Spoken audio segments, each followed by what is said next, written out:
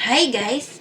In this video, I'm going to show you how to pin an Instagram comment using your Android phone. So if you want to know how to pin an Instagram comment, just keep on watching and let's get started. First, go to your Instagram application. On the lower right screen, tap your profile.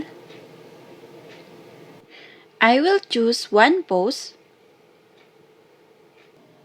As you can see, I have 3 comments. Just tap this, and you need to have a comment to be able to pin the comment. So I will choose a comment and just long press and click the pin icon on the upper screen and tap pin comment. And you can be able to pin more than one comment. And that's it. If this video helped you out, please consider leaving a like and let me know in the comments if you have any question. Have a good day!